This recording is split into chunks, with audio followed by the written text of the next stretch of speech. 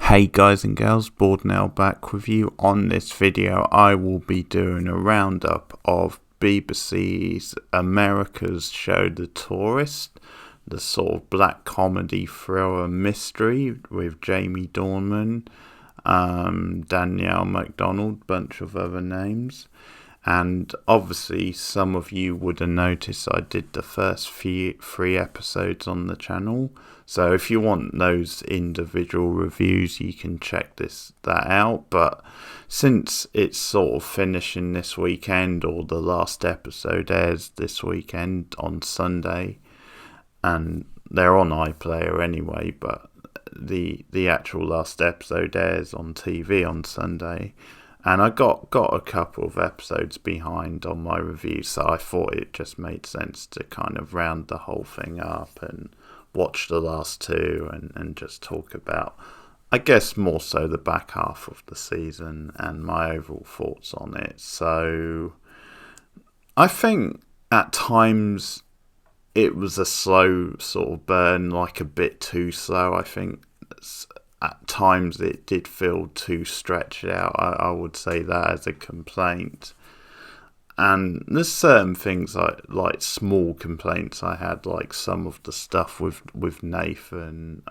Is it Nathan? No, it's Ethan, sorry. I think I actually said his name wrong one time, but no, it's Ethan, the annoying sort of boyfriend of Helen, and that's obviously part of Helen's journey as a character is to eventually stand up to him and kick his ass to the curb, which she does in a very satisfying way in the finale. But there's certain small nitpicks like that, but what I will say is that when you get into the final three episodes, the final two episodes especially, it does really pay a lot of stuff off, and you get a lot of really exciting stuff, and it sort of does go in unexpected places. I mean, the way the mystery pans out is sort of whatever. I think some of that stuff is not that surprising, although what they do in the second to last episode, and they do it a little bit in the last episode, but mostly like the penultimate one, is they do this whole thing where Elliot like accidentally takes some LSD, and he does it because he takes a drink out of a bottle which belongs to Costa, which happens to have LSD, because that's the sort of thing this show does. So for pretty much all of that episode, or a lot of it anyway, we go back and forth, but for a lot of it we're in like Elliot's subconscious, sorry. So there's a lot of hints in his subconscious of what exactly happened. So it's sort of revealed or suggested, if you like, then that Lucy picked Costa out and targeted him, and they became a thing, and she did it with the purpose to rip him off eventually. And we get the stuff with her, sort of taking his money, and Elliot then gets involved, and there's a bunch of other things, but the stuff in the subconscious is meant to at least paint a picture.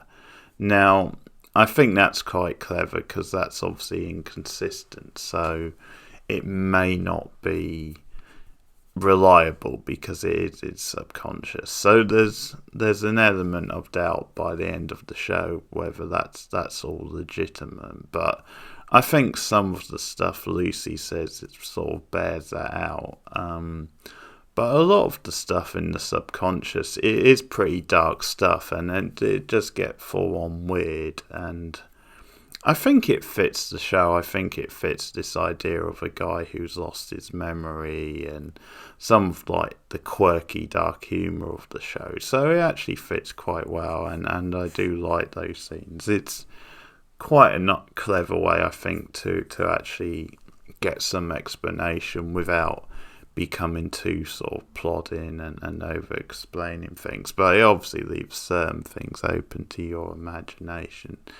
I said before, the Lucy character was the highlight. She's very engaging to watch. I like the actress. I like the scenes with Elliot. Obviously, it's hard to know whether to really care about her, and they sort of play that to the hilt, really, then till the end. She's this mystery woman who you're not quite sure if she's ever telling the truth or if you can completely get behind her. But she does have a very like emotional sort of like death scene, and in the end she does do the right thing because she does like save Elliot. But there's some fun like twists or reveals, like the stuff with Rogers when it's revealed that he's actually working for Costa. But it's shown that he had to do it, or he felt he had to do it because Costa had his wife and was like threatening her. Although in the last episode he does sort of go full on villain again, because he actually, to save himself, he tries to like, he does implement like Helen in the whole thing, claiming that she's the one who killed the other cop, the one he was with, which obviously he killed. So he does actually make that choice in the last episode, rather than just like taking the consequences of his actions. So he does kind of go full blown heel in that last episode. So there's stuff like that. You had the sort of loopy, crazy reveal that Costa has an imaginary friend. Well, sort of. But then I actually like the reveal of that than it's his brother, who he thought had died. I mean, that got a bit hazy, but it's revealed his brother didn't die and did this whole thing to escape life. And Lucy kind of contacted the brother as a way to try and help talk Costa down, sort of thing. But Costa wasn't going with it. Like, the guy he sees in his head is so powerful, such an influence, that he just believed his story. He didn't believe that his brother was still alive, sort of thing.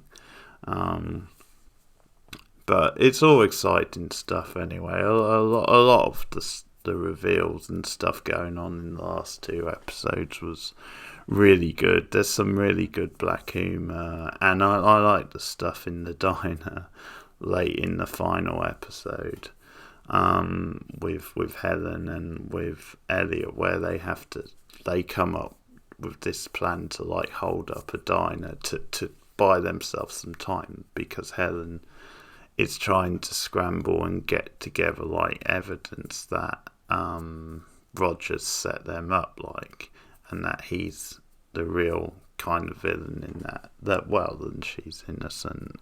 So I really like that scene. That's a funny, clever little scene.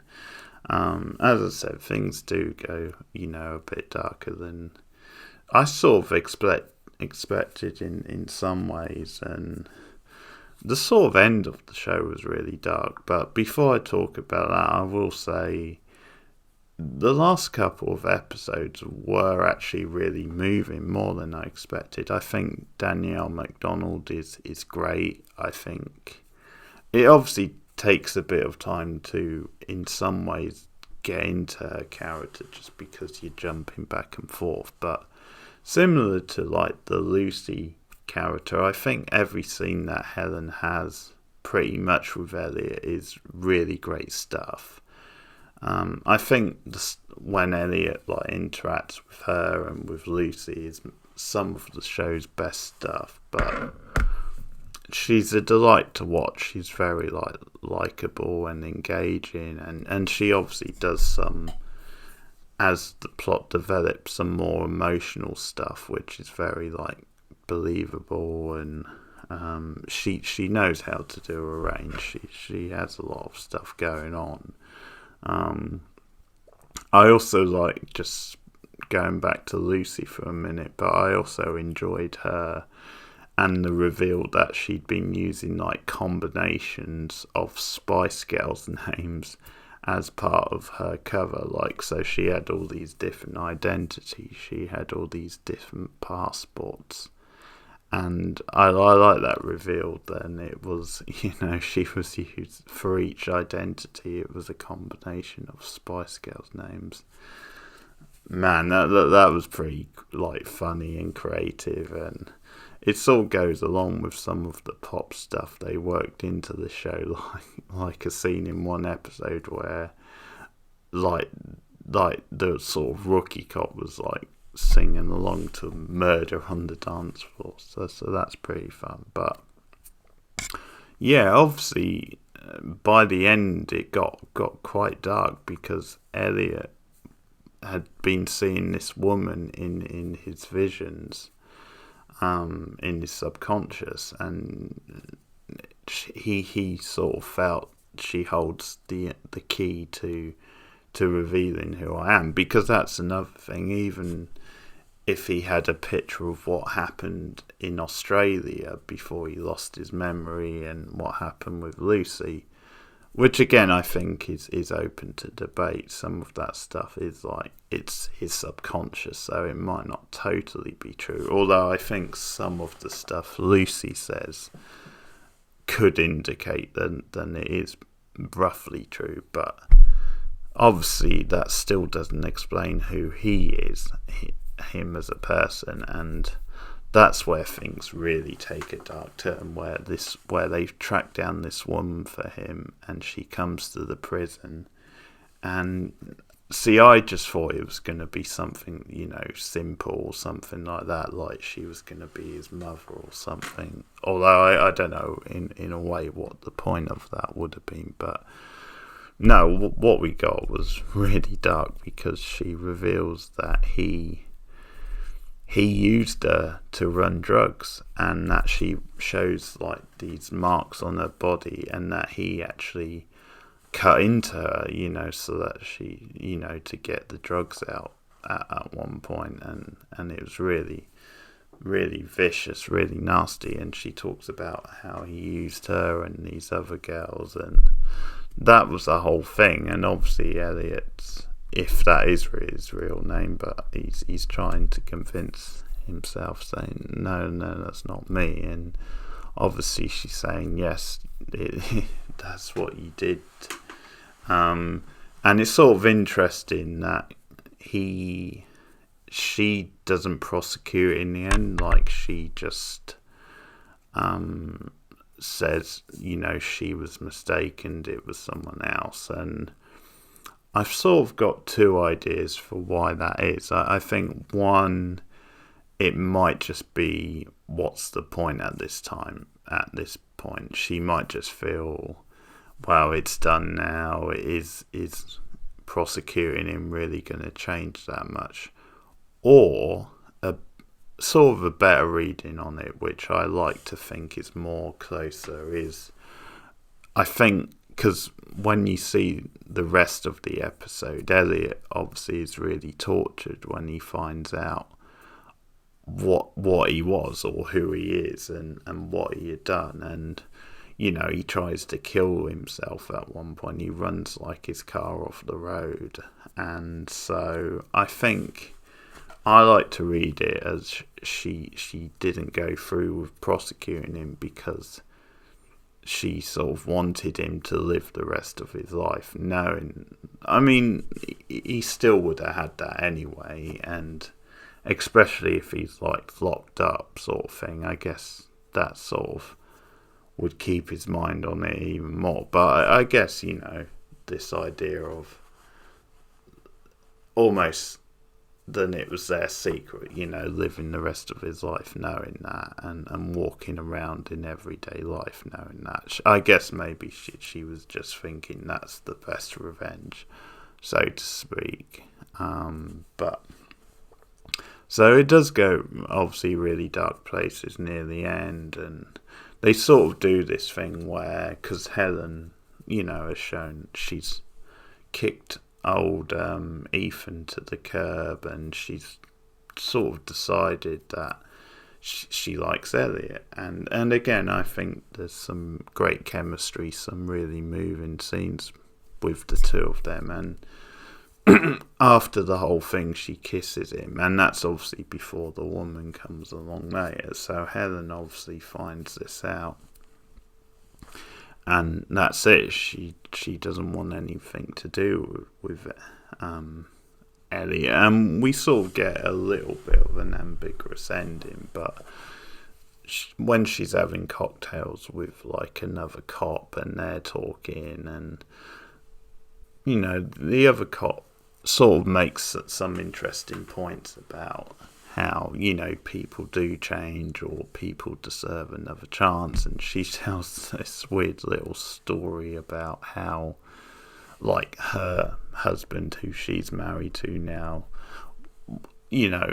when she first met him, he was kind of a bit of a pervert and this sort of thing. And it's a good scene. I mean, whether you go along with the logic or not, but it is a good scene, and it sort of lands quite well, and it sort of builds to this ending, which they sort of leave a bit open-ended, where Elliot is committing suicide again. He's taking all these pills in his like wherever he's staying, and the other thing is that he gives the million, which in the end Costa didn't get because he was killed, and Elliot had, and he decided to hide in the end. Obviously Lucy died in the end as well, so she didn't get it, but he ended up giving the million to the woman, the woman who took him in, who he was staying with. So that was a good touch. Whose obviously husband died in the whole thing with Nixon. So that was a good touch, and I think that's something as well. Helen thought, well, how can a guy who does the sort of thing he did in the past then do something like that, gives $1 million to this woman. So that sort of plays a factor as well. But anyway, it sort of ends on this sort of thing where Helen is willing to give him another chance, which I think is the interesting idea of a character who loses his memory, because it's sort of like this sort of thing where you can start afresh, but then whatever happened in the past, once it's revealed to you, you can't change that neither. So that's gonna then linger in your mind, especially if you are, in a way, it's sort of like living two lives. So if you are this other character now, in some ways, even though you're still the same person, what you did is going to haunt you more, sort of thing. But Helen is willing to give him another chance, and she sends him a text, and again it's like a moving scene, because she sends him like a text of like the food that they ate that time on like the road trip. Like I think they were like, what are they, burritos, I think, or something like that. But she sent him like an emoji of that, and Elliot, at the point where he's like nearly passed out, sees it, and I think he smiles in the end. So it's a bit open-ended, because who knows, I mean, if he did text her back and she came, she might have saved him. Obviously he could have still died, or you could just say that if he does die, it's sort of a happy death for him, because he sort of sees that she like forgives him. But you sort of figure that could be a turning point if she wants to give it another go. So it's just one of those endings. Obviously it works quite well, and it's a nice sort of like cliffhanger style ending with pretty much everything else rounded up. So enjoyable stuff. I enjoyed this show. I enjoyed the black humour. I enjoyed some of the style. There were, a few tense scenes. good characters, especially the central ones. I would say Lucy, Helen and Elliot were all really good characters. Jamie Dornan, who's a really great actor, gets to play a range. It did drag at some point, and I think maybe at 6 episodes it felt a bit stretched out, but I think because of the way it ends, like the final 2 episodes, they're so strong and pays a lot off, then I think that makes up for a lot of the filler or a lot of like the plodding along at times. So if you can end on a high like that, then it does make up for a lot of that. It can, elevate it a lot. Whereas if it was the other way round and you sort of had a strong start and then you sagged and you had a disappointing ending, then I think that would sort of make it worse. It would be the opposite, but they sort of got it the right way round, and it's not like it was ever terrible. There was just certain things along the way that, weren't great, and it did drag a little bit at times, but, overall I thought it was good stuff. Nothing amazing, but I thought it was quite unique at times and quite quirky and enjoyable, and it actually impressed me how dark it went in the final 2 episodes, I would say. So that's The Tourist anyway, which all episodes are now on iPlayer. I enjoyed it quite a bit. What did you think? Let me know your thoughts in the comments below, as I almost choked to death. Thanks for listening. Like and subscribe as always. Share me out on social media and look out for more TV reviews soon. See you later, guys.